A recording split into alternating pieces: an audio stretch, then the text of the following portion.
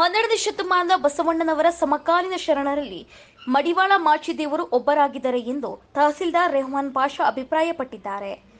ನಗರದ ತಾಲೂಕು ಕಚೇರಿ ಸಭಾಂಗಣದಲ್ಲಿ ರಾಷ್ಟ್ರೀಯ ಹಬ್ಬಗಳು ಸಮಿತಿ ವತಿಯಿಂದ ಆಯೋಜಿಸಿದ ಮಡಿವಾಳ ಮಾಚಿದೇವ ಜಯಂತಿ ಕಾರ್ಯಕ್ರಮದಲ್ಲಿ ಪಾಲ್ಗೊಂಡು ಭಾವಚಿತ್ರಕ್ಕೆ ಪುಷ್ಪನಮನ ಸಲ್ಲಿಸಿ ಮಾತನಾಡಿದ ಅವರು, ಕಾಯಕ ನಿಷ್ಠೆ, ದಾಸೋಹದಂತಹ ಮೌಲ್ಯಯುತವಾದ ಕಾಣಿಕೆ ನೀಡಿದ್ದು 12ನೇ ಶತಮಾನದ ಕಾಲದಲ್ಲಿ ಇಂತಹ ಶರಣರು ಮಹಾಪುರುಷರು ಹಾಕಿಕೊಟ್ಟ ಮಾರ್ಗದರ್ಶನ ಹಾಗೂ ಸಂದೇಶವನ್ನು ಜೀವನದಲ್ಲಿ ಅಳವಡಿಸಿಕೊಳ್ಳಬೇಕು ಎಂದರು. ಇನ್ನು ಮಡಿವಾಳ ಸಮಾಜದ ಗೌರವ ಅಧ್ಯಕ್ಷ ಎನ್ ಮಂಜುನಾಥ್ ಮಾತನಾಡಿ, ಮಡಿವಾಳ ಮಾಚಿದೇವರು ಬದುಕಿನ ಸಾತ್ವಿಕತೆ ನೀಡಿ ಸತ್ಯ ಶೋಧ ಕಾಯಕ ಕೊಟ್ಟವರಾಗಿದ್ದಾರೆ. ಸಮಾಜದಲ್ಲಿ ಜಾತಿ ಮುಖ್ಯವಲ್ಲ, ಜೀವನ ಮುಖ್ಯವೆಂದು ತೋರಿಸಿಕೊಟ್ಟಿದ್ದಾರೆ. ಮಾಚಿದೇವರು 354 ವಚನಗಳನ್ನು ಬರೆದಿದ್ದಾರೆ. ಸಮಾಜದ ಮುಖಂಡರು ಒಗ್ಗಟ್ಟಾಗಿ ಶ್ರಮಿಸಿದಾಗ ಮಾತ್ರ ಜನಾಂಗಕ್ಕೆ ಮೀಸಲಾತಿ ಸೇರಿದಂತೆ ಇತರ ಎಲ್ಲಾ ಸೌಲಭ್ಯಗಳನ್ನು ಒದಗಿಸಲು ಸಾಧ್ಯ ಎಂದು ತಿಳಿಸಿದರು.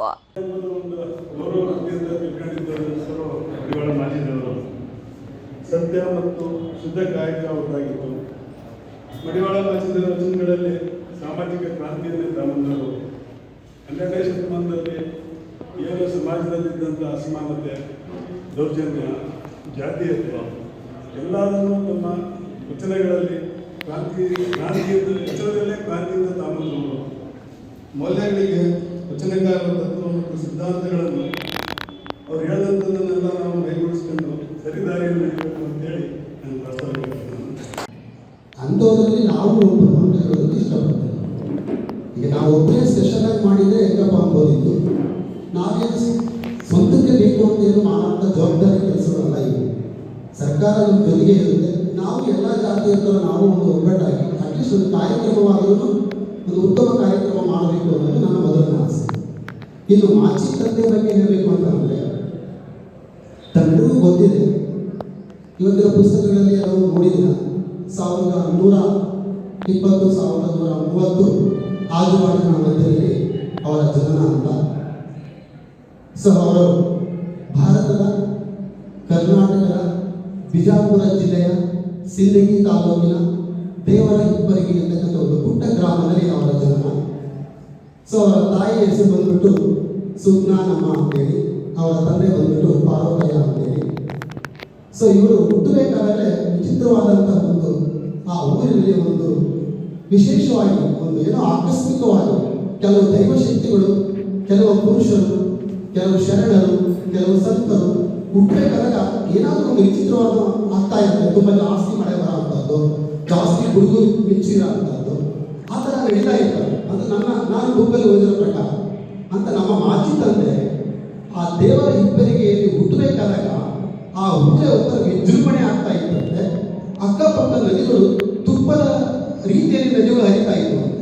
ಅಂತಹ ಸಮಯದಲ್ಲಿ ಜನಿಸಿರ್ತಕ್ಕಂತಹ ಈ ಗಣಾಚಾರಿ ವೀರ ಮಡಿವಾಳ ಮಾಚಿದೇವರು ಇವರು ಅದೇ ಊರಿನಲ್ಲಿ ಕಾಯಕ ಮಾಡೋದರ ಜೊತೆಗೆ ಭಕ್ತಿಯೂ ಇತ್ತು ಅಂತಕ್ಕಂಥದ್ದು ಒಂದು ಪ್ರತೀತಿ ಎಲ್ಲ ಬುಕ್ಸ್ಗಳಲ್ಲಿ ಇದೆ.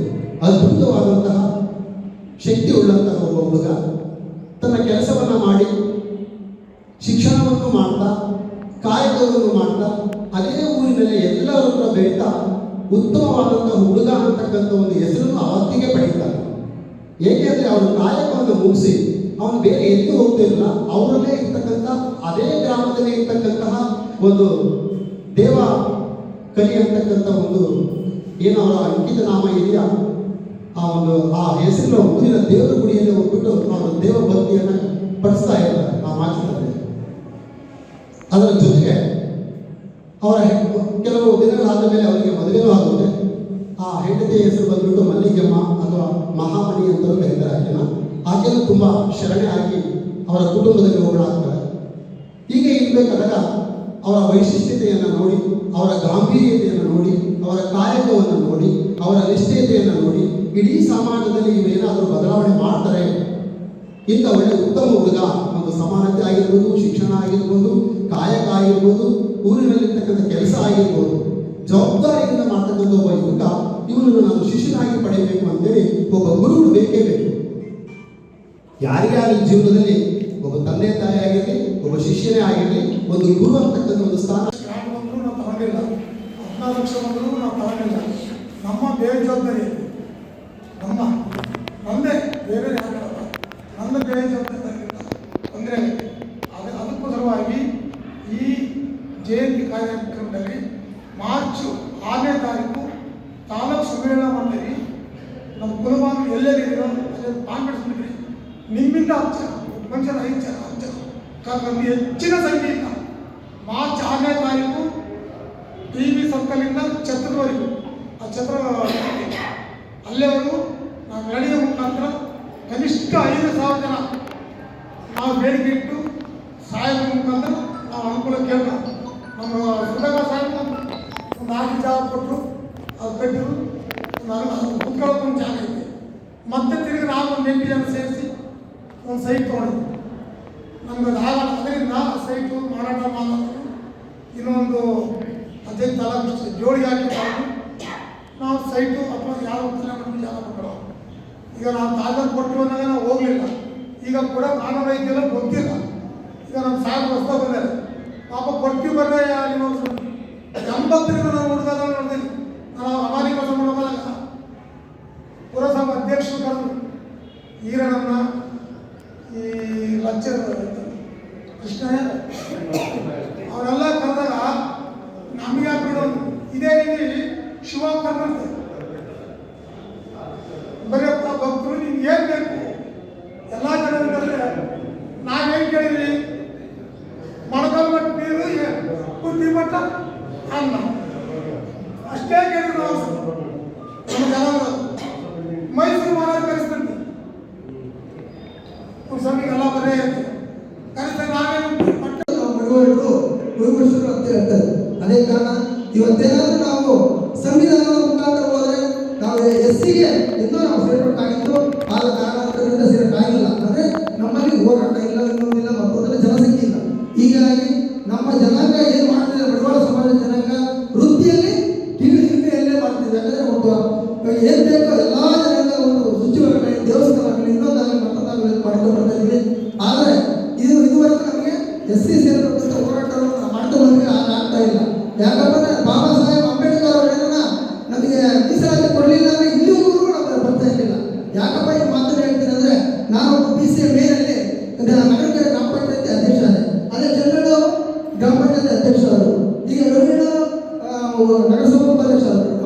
ಈ ತರ ರಾಜಕೀಯದಲ್ಲಿ ಅಂಬೇಡ್ಕರ್ ಅಳವಡಿಸಿದಂತ ಒಂದು ಸಿದ್ಧಾಂತ ಇದ್ದರಿಂದ ನಾವೆಲ್ಲ ರಾಜಕೀಯದಲ್ಲಿ ಸ್ವಲ್ಪ ಆದರೆ ಬರೇ ಬುದ್ಧಿವಂತರಾಗಿ ಹೋಗ್ಬೋದು. ಆದರೆ ಬಡ ಮಕ್ಕಳು ಏನು ಕೂಲಿ ಕಾರ್ಮಿಕರು ಇವತ್ತು ನಾವು ಬಟ್ಟೆ ತೊಳಿತಕ್ಕಂಥ ಜನ ಇಂತಹ ಮಕ್ಕಳಿಗೆ ವಿದ್ಯಾಭ್ಯಾಸ ಇಲ್ಲ.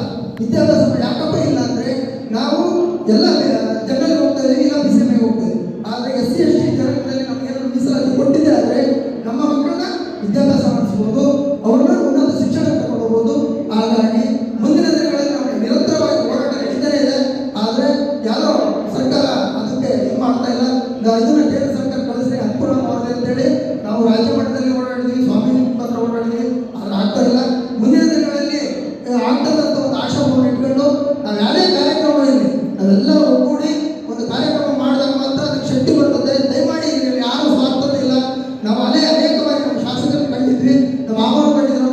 ಆದರೆ ನಮ್ಮ ಬಂಡವಾಳ ಜನಾಂಗಕ್ಕೆ ಏನು ನಮ್ಮ ಚಳಕೆರೆಯಲ್ಲಿ ಏನು ಸವಲತ್ತಿಲ್ಲ, ಇದು ಹಾಸ್ಟೆಲ್ ಇಲ್ಲ, ನಾವು ಸಮುದಾಯ ಭವನ ಇಲ್ಲ ಅಂತ ಕೇಳಿದಾಗ ನಾವು ಕೊಡ್ತೀವಿ ಅಂತ ಹೇಳಿದ್ರು ಸಾಹೇಬರ ಮುಖಾಂತರ.